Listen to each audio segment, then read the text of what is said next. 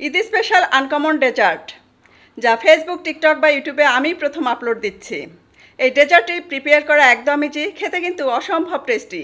যেহেতু বাজারে এখন প্রচুর পরিমাণে আম পাওয়া যাচ্ছে, আর কলা তো সারা বছরই পাওয়া যায়। অনেক সময় দেখা যায় বাচ্চারা কলা খেতে পছন্দ করে না। এই ডেজার্টটি এমনভাবে প্রিপেয়ার করা হয়েছে, বাচ্চারা কলা খাবে কিন্তু বুঝতেই পারবে না যে এর ভেতরে আপনি কলা ব্যবহার করেছেন। প্রথমে পাকা মিষ্টি আম লাগবে। এখানে আমগুলো খুব সুন্দর করে ধুয়ে নিয়েছি, বোটার অংশে ডিপ করে কেটে আঠাটা ফেলে দিয়েছি। তারপর ছোট টুকরো করে আমগুলো কেটে নিব। অবশ্যই কিন্তু পাকা মিষ্টি আম নেবেন, তবে কিন্তু ডেজার্টটা খেতে বেশি ভালো লাগবে।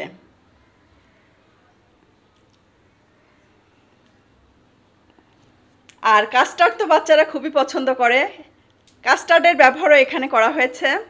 কম্বিনেশন একটা ডেজার্ট যা খেতে এক কথায় অসাধারণ ছিল। এখানে আমগুলো টুকরো করে কেটে নিয়েছি। ব্লেন্ডার জাগে দিয়ে দিচ্ছি 1.5 কাপ পরিমাণ আমের টুকরো।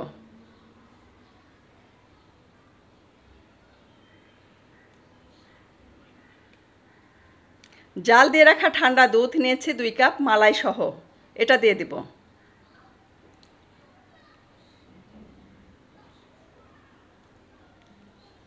দিয়ে দিচ্ছি গুঁড়া দুধ,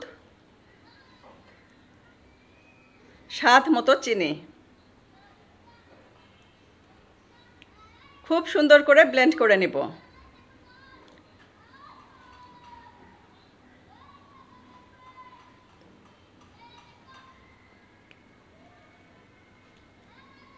ব্লেন্ড করা হয়ে গেছে। এখানে আমি কাস্টার্ড রেডি করে নিব, এই জন্য 2 কাপ লিকুইড দুধ দিয়ে দিলাম। দিচ্ছি 1/4 কাপ কর্নফ্লাওয়ার, স্বাদ মতো চিনি, ভ্যানিলা এসেন্স, 1 চিমটি জর্দার রং। এটা অপশনাল, ইচ্ছা হলে দিবেন, না হলে এটাকে স্কিপ করবেন। খুব সুন্দর করে মিশিয়ে নিতে হবে যাতে কোনো লাম্পস না থাকে এর ভেতরে। চুলায় বসিয়ে দিয়েছি।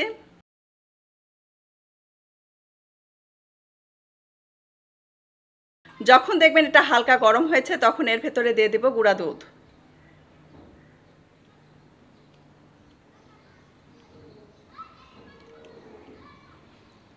খুব সুন্দর করে মিশিয়ে নিতে হবে। কন্টিনিউয়াসলি নেড়েচেড়ে টকবগে ফুটিয়ে নিয়েছি। দেখতেই পাচ্ছেন এটা খুব সুন্দরভাবে ফুটে উঠেছে। এই কাস্টার্ড কিন্তু আমার রেডি হয়ে গেছে।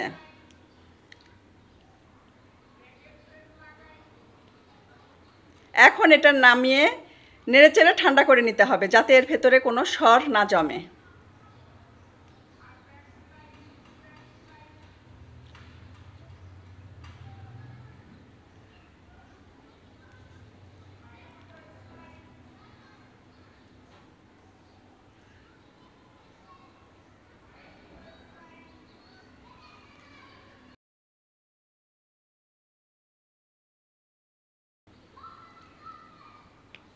ব্লেন্ড করে রাখা আম দুধের মিক্সচারটা ঢেলে দিচ্ছি।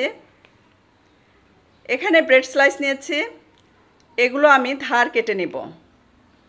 চাইলে কিন্তু ধার না কেটেও আপনারা এই ডেজার্টটি প্রিপেয়ার করতে পারেন।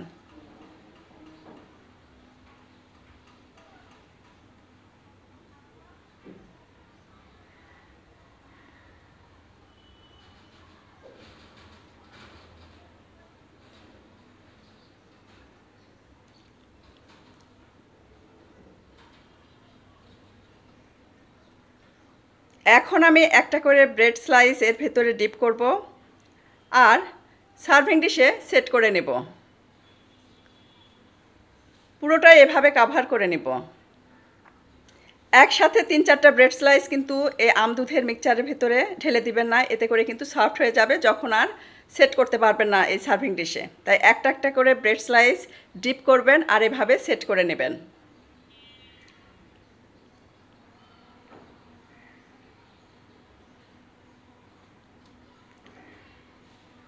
উপর থেকে একদম পাতলা স্লাইস করে কলা দিচ্ছি।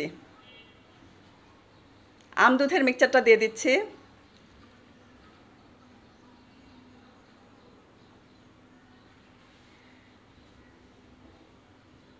অবশ্যই কিন্তু কলাগুলো একদম পাতলা স্লাইস করবেন। আমের টুকরো দিয়ে দিচ্ছি।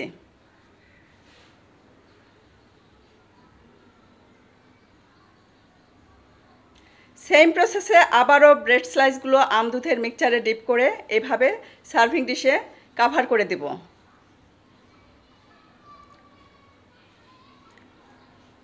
কলার স্লাইস দিয়ে দিচ্ছি।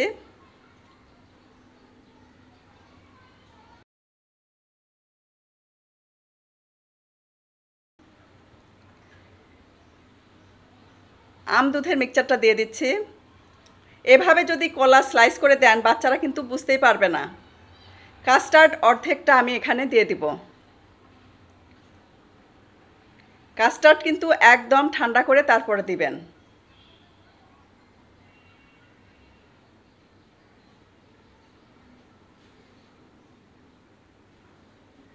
সেম প্রসেসে আবারও এই ব্রেড স্লাইসগুলো ডিপ করে দিয়ে দিচ্ছি।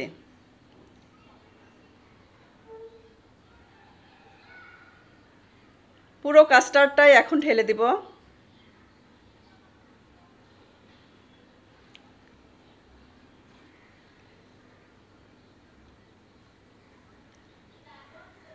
এখন এর উপরে আমি আমের স্লাইস আর কলার স্লাইস দিয়ে এটাকে সার্ভ করব।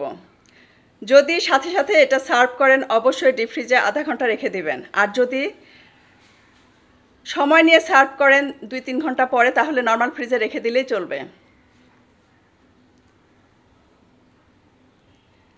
দেখতে যেমন ইয়াম্মি মনে হচ্ছে, খেতেও কিন্তু অসম্ভব টেস্টি ছিল। এক কথায় অসাধারণ এই ডিশ, আপনারা ঈদে এটা সার্ভ করতে পারেন। আজকে তাহলে বিদায় নিচ্ছি। সবাই অনেক বেশি ভালো থাকবেন, আমাদের জন্য দোয়া করবেন। আল্লাহ হাফেজ।